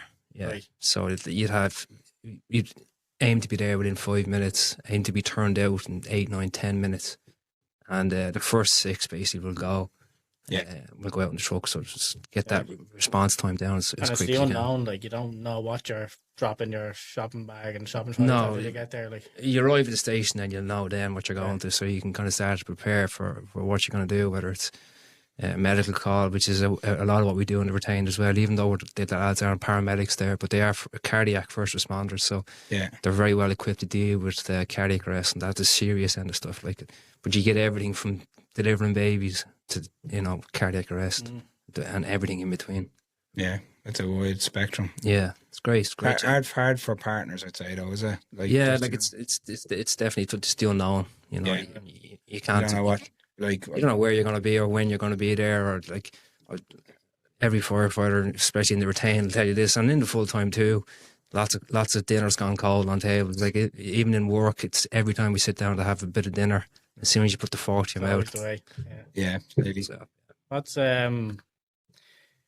the dreaded Halloween night? Like there's a lot of talk about out on the news, like where, you know, we're thinking about emergency services personnel like go out on the likes of Halloween. Has that changed now with the likes of the new sort of regulations coming out with bonfires and stuff? Yeah, I would say like it's definitely gotten better, but it's just busy. It's busy. Like it's rare enough that you get like crazy stuff. Like you're just busy. Lots of little fires and stuff going everywhere. But like you said, like there's lots of community bonfires now, and the council are making a bigger effort to clear out bonfires in advance to cut all that down, and it has made a difference. But like regardless, like the ambulance is going to be flat out, but the ambulance is busy all the time. The ambulance is going 24/7. You know. Is there anything like you'd notice, I suppose, for homeowners, like the most common mistake that they're making in their homes that maybe cause a fire? Yeah, like the big ones that you would assume everyone knows, like putting your phone on charge and putting it under your pillow. You know, especially with some of the not so high quality chargers. The amount of people who get injured doing that. Callum, I hope you're listening. And like everyone's guilty of it, but like things like literally people putting it underneath their pillow and stuff like that, so it just overheats. Dryers. I've been to a good few house fires caused by dryers. So the lint building up and it can destroy a whole house, and overloading sockets, stuff like that. Stuff you lads would know. Like you see in the house extension cords with multiple things, and something goes in it, you know. And the older houses where the wiring is probably not great. So the advice is pretty much if there's a fire, get out. Oh, it's out. Don't even battle it, just get out. Like out. Yeah. A lot of people just, you know, you want to be the hero, don't you? Like, yeah. Like a lot of people now as well, like are doing little drills with their kids and stuff like that. So it's something that I will bring in. I have two little girls, and I'll start drilling them a little bit just on what obviously we have to have the fire alarms. If you hear the alarm, just out as quick as you can. Don't be looking for anything. If you can get out. It's really that simple. I just know. Yeah, there's no in between you. Similar to that now. When we moved into the new house, like just it could be the ADHD within me that I think I have, but like, you know, we always say to the kids, like, look, if there's a fire downstairs and you have to get out another way, look, you can get out that window easily enough, and you can jump down to that little part there and blah blah blah. Like, just little things like that. Just, and that's exactly what I mean by drilling. I don't mean like you're not going to drill the kids. Or if you can get out this window and get onto that, if you're, you know, just put the concept in their mind. Exactly, just out to the outside is safe always. Because I get the questions like, but what if I jump down a little bit there and I hurt my arm? Is it better have a hurt arm than? But see, the thing with kids with fires is the natural instinct is to hide, right? So, and this comes up in our training a lot. So, if the room starts to fill up with smoke and the alarm goes off, they get down and under the bed, which is obviously the worst place, you know. Yeah. And then as we go in, you have to really search properly because that and be conscious of that type of stuff for under beds and stuff like that. Now, luckily, I've done all that BA training, but I've never had that in anger. Say you come fighting a fire like that. Now, I've been into many houses on fire, but kids tend to hide, and it's a big thing that they drill into us in training. They will hide behind toilet cisterns and you know, underneath beds and behind things because it's just the instinct to hide when something's gone wrong, you know. So when you're going in looking like you're doing you're actually going into those hard to reach places. Yeah, that's huge. Yeah, it's a huge part of your training. Like the objective when you go into a room, and generally the house is smoke logged, visibility is zero. You're blind. Yeah. So there's lots of techniques that they teach us to make sure that you clear a room and make sure it's clear, because the worst thing in the world would be to miss a person.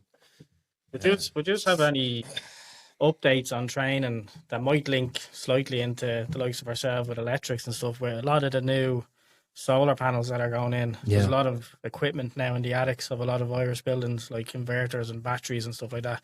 Would you have that concept and all these are going into a house that has DC power in it? Yeah, this type of stuff is still an issue that fire departments all over the world are dealing with, and it's lithium batteries and electric cars. Like, electric cars are going to be a big problem. Yeah, because electric car goes on fire.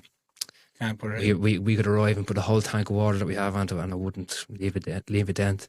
There's certain techniques that they're exploring all over the world, including literally lifting the car up still on fire and dipping it into like a container of water and leaving it there for 3 days, which is obviously not feasible when everyone is driving electric cars. Electric cars, when they burn, it's the energy that they have is incredible. Like, and water bounces off it almost, so it is a big issue. And as you say, more and more houses are going to come on, so tactics and stuff like that are going to have to change. Now, what they're going to do, I don't know. I arrive in the truck with the water. That's what we do now, but they do isolate houses and stuff like that to cut off all the power to the house, and hopefully that'll resolve most of the issues. Get people out is a priority. So that's it. We know, like, from linking in with, say, colleagues that we know in the UK, now they've brought in regulations in the UK now where all the equipment for the solar panels all have to be outside, not in the attic anymore. And that can stem down, like, if viewers were going into a house and you don't know that, a ceiling's going to come down. Yeah.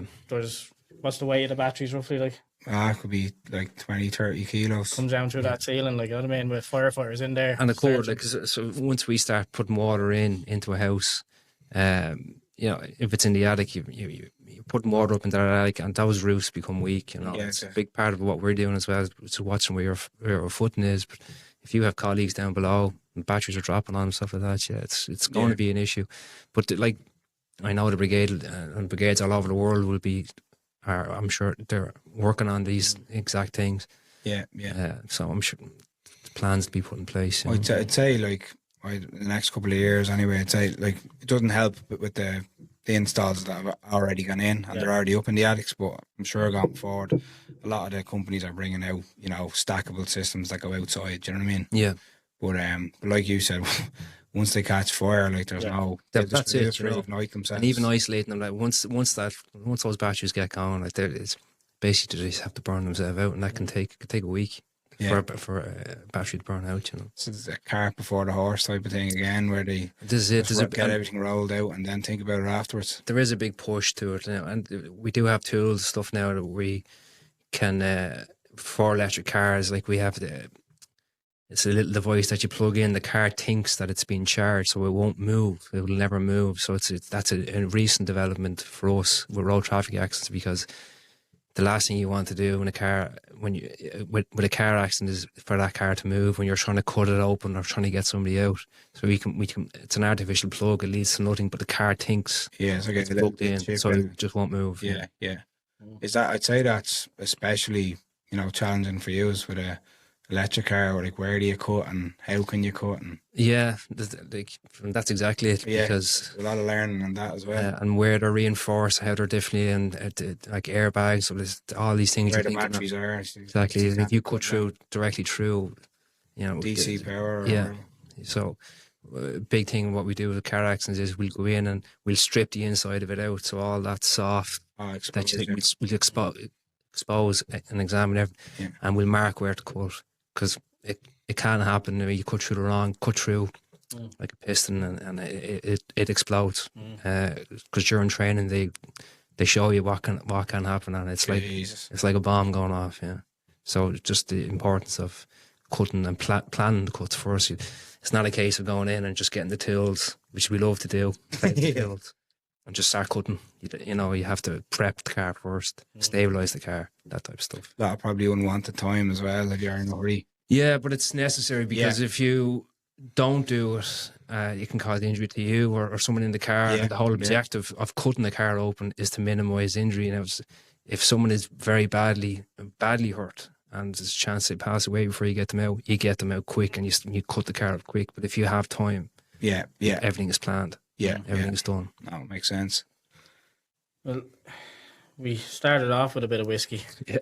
Yeah, when are we going to start talking about whiskey? That's it. We're going to move forward now and talk about the Irish whiskey exploration. But before we do that, will we give the other one a try? Yeah, so we'll go with the Glendalough here. Yeah. Lovely.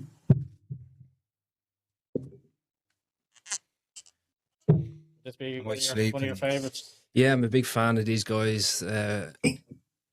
Very supportive of myself as well. Thanks, Anytime I come looking for something, they're very, very obliging to me. So give them a shout out here. Might stay in Rob's HQ tonight. Yeah. This is a smoky one as well. Yeah. Yeah, Sláinte, as you say. Sláinte. sláinte. Ooh, bit more smoke on this one. Yeah. Yeah. Yeah, very, very good. They sent me this only a couple of weeks ago, so give them a shout out. Good job. Yeah. So what are we calling that one? So that's So this is Glendalough, this is Micil. They're both this is Potstill whiskey. They're peated as well, which means that they use. So we use barley for whiskey, and to dry the barley, they use actual peat or turf on the smoke, and the smoke rises and it kind of gets infused into the barley, and that's where you get that smoky taste from. yeah. Cool. Yeah. I swear, Lovely. you get that camping feel of it. Don't Yeah, you? it's like this one is campfire, that kind of charcoaly. Most and a lot of guys don't. Peat in Ireland it's been around a long time, obviously, but it's not as common. But you can see it now. It's smoky whiskies coming through. It's traditionally considered a Scotch style, but we've always done smoke, and it's coming through more now. So as you get into whiskey, your taste develop, and you're looking for more and more flavour. So peat, a lot of guys now are getting onto smoky whiskies now in Ireland. Deadly. And come here, you spoke about, I suppose, a passion for whiskey at a kind of an early enough age. Yeah. What kind of led you on to starting up the page? And Yeah, so like I always had a bit of a collection, like maybe 20, 25 bottles of whiskey, and then when COVID happened and whatever you were into, you got really into. yeah, So I literally I had a small collection, about 25 bottles of whiskey, and I took a picture of a bottle of whiskey one day, put up a post and said what I thought about this whiskey. yeah, And that was it. Simple. And everyone was at home. Everyone was drinking at home and sitting at home. And so it was a good time to start the page, and it got a good following fairly early. Like, it was slow, but it got built up. And then I released my own single cask whiskey with Clonakilty. So basically, I went to Clonakilty. I picked one barrel of whiskey that I liked, and we bottled it and put our label on it. And I filmed that process. And one of those things with social media, nobody understands why. It went viral. We got about 8 million views, and then that's where I got a following from. And once you get that type of following, you get a lot of interest from all the other distilleries now. So they send me, I get sent lots of good whiskies, and I get invited to incredible events and drinking some of the best whiskies, Irish whiskies in the world, like literally the best Irish whiskies in the world. And getting to meet distillers and whiskey company owners, and the whole point of the page is just promotion of Irish whiskey. It's a hobby, but it's opened up a whole. Did you ever think it was going to be that? Or Absolutely not. No, the goal was to get to 1,000 followers. Yeah. What was it like meeting Michael Flatley? You know what? He was actually a gentleman. Yeah, it was great. That was he doesn't do things by half. That event was just unbelievable. He was genuine, was a nice fella, and he has an interest in whiskey. And obviously, he has a graph for Ireland and stuff like that. So, yeah, he was great, actually. Yeah, I really enjoyed it. It's taken you on travels as well, hasn't it? The page, like, it's sort of giving you the opportunity to not just travel around Ireland, but to go abroad as well. What's that been like? Yeah, I mean, I was in America last month. I was in place called Tiernan in Trenton, New Jersey.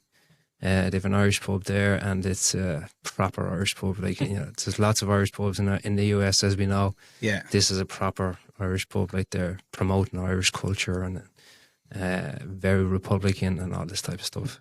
But they asked me to go and do a tasting over there, so we went, and actually Glendalough were one of the lads who supported me with that as well, and we had Keeper's Heart, which is a blend of bourbon, American bourbon and Irish whiskey. They're mixing them together. And then we had Clonakilty, who I did my barrel pick with. But the Americans don't do things by half either, like Mr. Flatley, and it was just unbelievable. We had 50 or 60 people there at 12 o'clock on a Sunday. They had 2 bagpipers who piped me into the pub.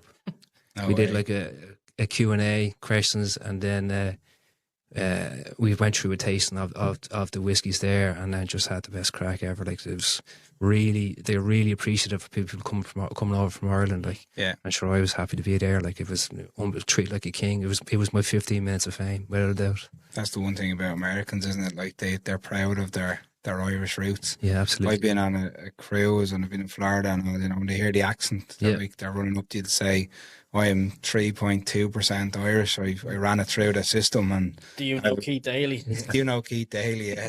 See, like, I take a road trip every year in the US with my brother and one of my mates, Kieran. Actually, he's Libertine. So we take a week there, and we just drive around, and the reception you get is just unbelievable. They really do.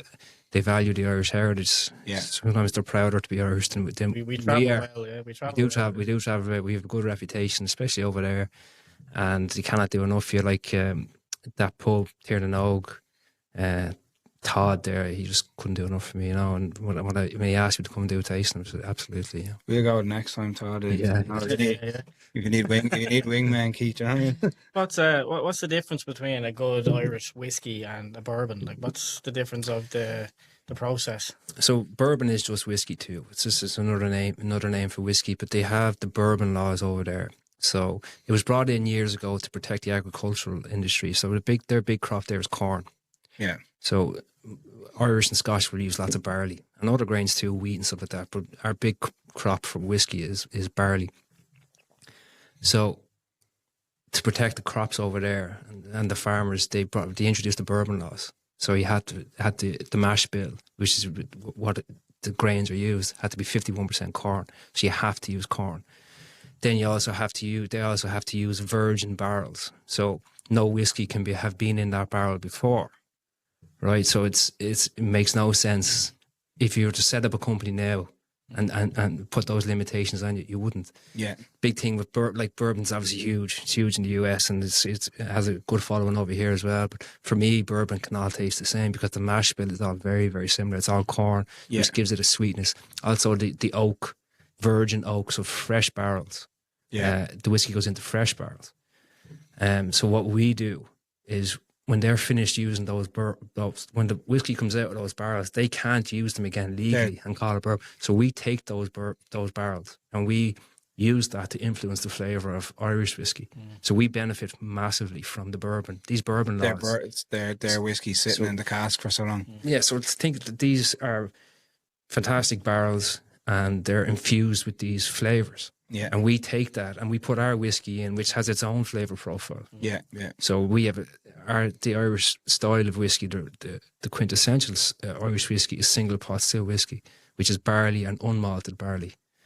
We can get into a whole lecture about why that is, but it's basically to avoid taxes from the Brits. They used to tax malted barley. Still at it. Yeah. They taxed malted barley. So when you malt barley, so you take the barley and you heat the barley up and you trick it into thinking that it's spring and it starts to sprout. And that's what malting means. And then you stop that process and you grind it up, and that's what you make your whiskey from. So the Brits were basically trying to tax Irish whiskey out of existence. So they started taxing malted barley. She says, right, we'll use malted and unmalted barley, like raw barley, just barley. And it turns out that we love the flavour of that. And that's still today. It gives it a nice creamy kind of texture, kind of oats, that type of texture, and a real spiciness. So we would take that, we take the bourbon barrels that they can't use anymore. We'll say, thanks very much. We'll buy them off you. We put our whiskey into it, so we're getting basically the benefit of both worlds. I'm never going to drink a glass of whiskey the same anymore. There's a hot look. You can go. It's very, very technical. You can go into it, but that's basically what it is. So bourbon has to adhere. Some people think that bourbon can only come from Kentucky, but that's not the case. It has to be American, and it has to be 51% corn and virgin oak barrels. So it has to be oak, and it has to be no whiskey ever been in the barrel before. Whereas in Ireland, it's not as rigid now. What you can call single pot still whiskey, that's another. I'm not going to start talking about that. You're blowing our minds. There are lads more qualified to talk about that than I am. But the whiskey here just has to be 3 years old and it has to be made on the island of Ireland. So any 32 counties, and that's, you can call it Irish. There's a big business, isn't there? And like whiskey's nearly become currency with the cask whiskies. Yeah, like there's lots of investment programs. Like in the 70s and 80s, whiskey was nearly decimated. We had 4 distilleries on the island, and I think there's 50 now. Yes. So they're popping up everywhere now. It's been massive growth.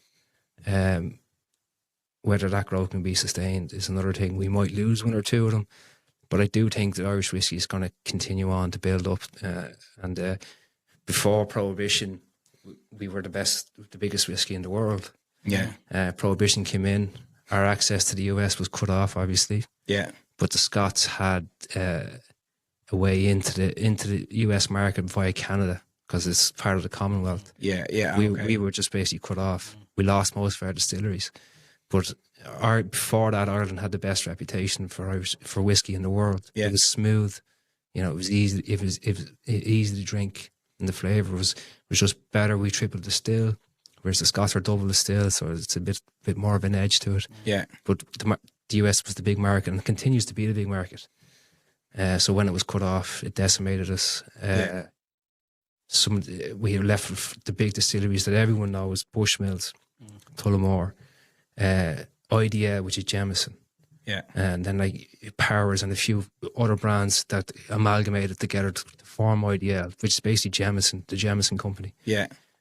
So in the 70s and 80s, that's all we had. And then slowly but surely, the renaissance has happened in Irish whiskey, and it's booming now. There's distilleries opening all over every county now nearly has a distillery in it, which is great. Yeah, class. How important is it for Irish bars and pubs and stuff to continue to create that atmosphere that you might have seen when you went to America and got the atmosphere that you got out of Tiernan?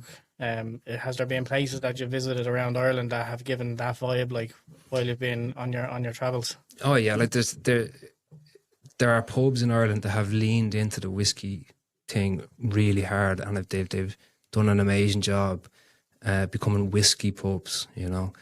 The best pub in the world is in Dingle. Dick Mack's in Dingle is the best pub in Ireland, so it means it's the best pub in the world. Yeah. But there's other fantastic whiskey bars, the Shelburne in Cork, and Thomas Connolly's in Sligo. They're really pushing hard with the whiskey stuff. The Palace Bar in Dublin. A mate of mine owns the Halfpenny Inn in Temple Bar as well, and they're all pushing whiskey big time, and it's great to see it. There's a huge tradition with whiskey and Irish pubs, and how that has changed over the years from whiskey bonders. Like distillers used to sell whiskey in barrels, like it was kind of uncommon to sell it in bottles. Yeah. But what was happening was they were selling whiskey barrels to pubs, and pubs were watering it down and changing it. So Jameson were like, "You're ruining our product. You're giving us a bad name." So that's how bottling became more mainstream. But right. Okay. whiskey bonding was a big thing. You'll see it in pubs nearly every pub in Dublin says whiskey bonder. Most people don't know what that means. So they used to buy barrels of whiskey and bottle it themselves. They might even finish it in a different barrel. So they would take Jameson or any whiskey they had, and they'd get a sherry barrel from Portugal and put it into that, which is now common practice in Ireland. So we're the big one in Ireland, obviously, is Redbreast. Most people will know what Redbreast is. So that's single pot still whiskey. Generally starts off in bourbon, like I discussed before, and then they will put it into like a sherry or a port or a Pedro Jimenez cask. It's a huge trade. They're bringing them over from Spain and Portugal. So, and those sherry and port casks are infusing massive flavour. So they're just literally into Irish swapping. Literally just empty. When the port or the sherry is emptied out, they take the barrel and they put the Irish whiskies in there. Fusion. And that has already been in a bourbon cask. So the flavour that's right. profile, so the complexity of that flavour just keeps building and building. And you can keep doing that over and over again, but you could ruin the flavour of it. So 2 or 3 barrels finishing is generally is what will get the best results. Sweet spot. Yeah. There's so much to it. It can be really technical, and there's guys out there who know much more about this stuff than me. No, but in simple, that's basically it. So you're using other spirits to influence the flavour of our whiskey. That's basically what we're doing. And in the words of our beloved security guard here, where do you see this going, Keith? So he likes to ask all our guests, doesn't he? Yeah, well, like I said, we've up to about 50 distilleries now. I think it's gonna keep building. We're gonna lose 1 or 2. We lost a big one recently, Waterford, a huge factory down, obviously in Waterford. Yeah. They collapsed recently, but I do think that the space is going to keep building. Now, we'll see what Trump and the rest of the world does with tariffs, and that's a big thing now. Tariffs is I'm sure a lot of distilleries out there are worried about tariffs. So if your big market is the US, now you're paying 20% more. But hopefully it can be avoided. I think it's starting to look like deals are going to be done. Would you consider yourself an influencer now? I hate that word, and I couldn't. It says in my bio on my Instagram page that I couldn't influence myself. Yeah, that's what I went. So no, I hate that. I hate that word. When people ask what I do with whiskey, I just say I talk about whiskey online. Yeah, simple. It's basically what I do. You know. Do you still learn as you go? Oh yeah, like you see, like I touched on it just a few things there, but you can go down a rabbit hole and the history of whiskey and where whiskey came from. And there's the big debate where is it Irish or Scotch? Is the Scots invention? It's absolutely an Irish invention. You're a product of your own probably success now. You probably have to deep dive into that now. Yeah, so and you do, and because like I get invited to all these incredible events and drinking literally the best whiskey in Ireland. So for me, it's the best whiskey in the world. Like I've had some whiskies that would just blow your mind. People who aren't into whiskey, some of the whiskies that I've tried, if I could just give them a glass of this 38-year-old single pot still from Redbreast, it's a different thing altogether. Like, you know. Where's your go-to spot in Balbriggan? My local would be the Central in Balbriggan. When I brought out my single barrel, they were massively supportive, and so they bought cases of it and put it in the bars. Like Andy, who owns the Central there, he's the main man in Choice Hotel, so he has my whiskey all over the country. So massive support, but it is just my local. So I do whiskey of the month there as well with them. So we just pick a whiskey every month, and they do it at a discounted rate. And it's not exactly a whiskey pub, but we're trying to change that a little bit. Yeah.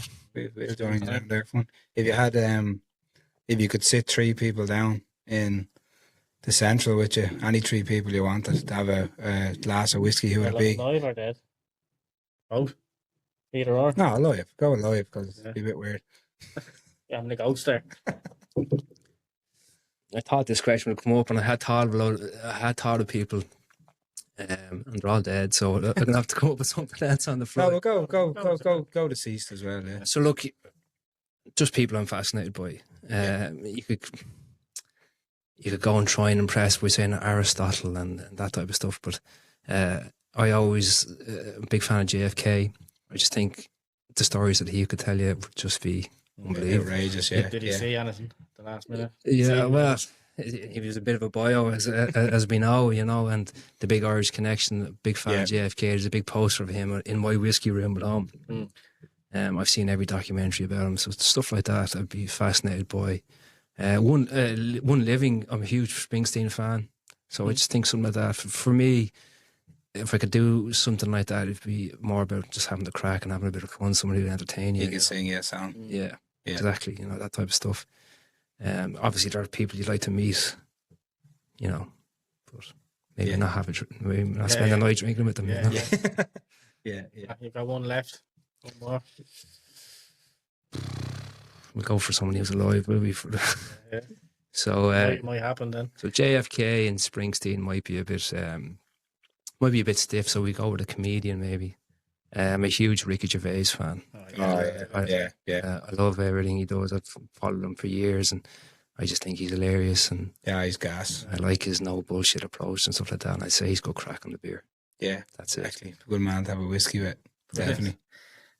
We usually finish out most conversations with asking the age-old question of Spotify playlists and songs to go on it. What would be your song choice if you were to stick it onto our playlist? So I've mentioned I take a road trip every year in the US, and I'm a big country music fan, like country rock type of stuff. Yeah. I've been to Nashville the last 3 years in a row, so that type of music. And I was just thinking about this a lot. There's a few, but Chris Stapleton, Second One to Know. It's a banger. Turn it up loud. Brilliant. Chris Stapleton, yeah. He's kind of, and he's famous he's famous for Tennessee Whiskey. Obviously, that song, everyone knows that song. But yeah, Second One It's to not a Know. country song without the word whiskey in it. You know, that's it. You know, or your dog dying and your wife leaving you. Yeah. The shed's on fire. Yeah. It's been brilliant. Brilliant, lads. Pleasure, Thanks for having me. Keith. Yeah, Thanks very much for coming in. fantastic. Take it easy.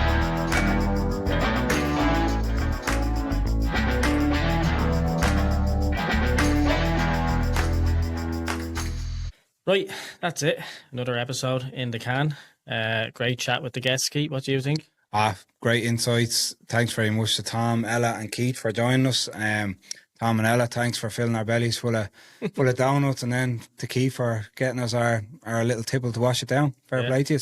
100%. And a big shout out to our main sponsor, Robus Lighting, the world's leading LED lighting company, for their continued support. Also a big thank you to Snickers Workwear Ireland. Thanks to Lindsay in there for giving us her continued support, and look, we really appreciate it. Yeah, and I guess if you liked what you heard, make sure you head over to wherever you get your podcast. Give us a follow to be notified when the next one drops. Take it easy. Talk to you next week.